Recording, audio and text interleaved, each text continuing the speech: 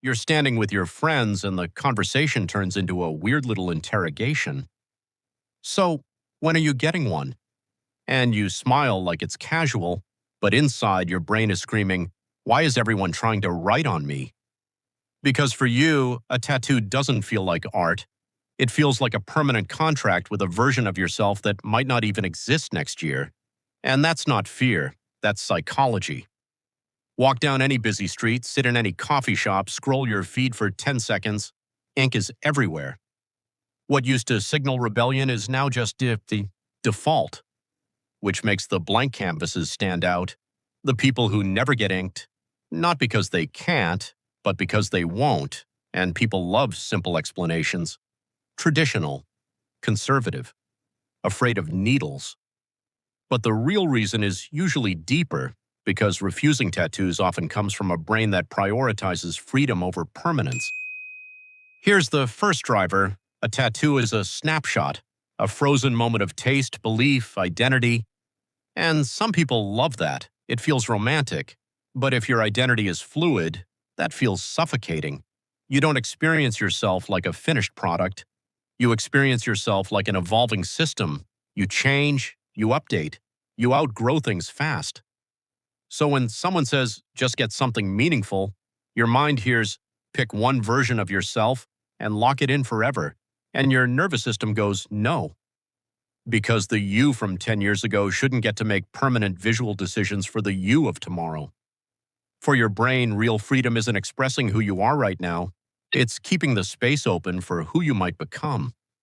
Now here's the second layer. We live in an era of constant branding. Everything is a label, a tribe, a signal. People aren't just sharing stories anymore, they're broadcasting them. And tattoos can become part of that, like a public diary on skin. But for you, staying unmarked can be a quiet rebellion against all that noise. Not loud rebellion, the opposite. It's biological silence. Your body to you isn't a billboard. It isn't a conversation starter for strangers who feel entitled to ask personal questions. It's just your vessel. So while the world screams for attention through permanent marks, you choose visual quiet as a form of self-ownership. And that's why some people feel oddly calm around you. Because you're not performing, you're not signaling, you're just present. Now, the third reason is the one people rarely admit out loud: time. If you refuse tattoos, your brain likely runs long-term simulations automatically. Not because you're anxious, because you're strategic. You think about fading, ink spreading, skin changing, trends flipping, jobs changing, social norms changing. Your mind doesn't just imagine the tattoo, it imagines the tattoo on you 15 years from now, in a different body, in a different life, with a different identity, and your brain goes, that's an unnecessary variable, not because you judge tattoos, but because you prioritize adaptability over permanence. Here's the twist. In a culture where modification is expected, staying unmodified isn't passive anymore. It's a stance, a quiet declaration that says, I'm already complete. My story doesn't need to be written where strangers can read it. And if you relate to that, you probably share a rare trait. You don't like being permanently claimed by anything. Not by trends, not by labels, not by identities you can't revise. That's not commitment issues. That's respect for your future self. Now, quick upgrade.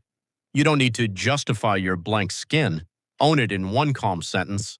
I don't want anything permanent on my body. I like staying open.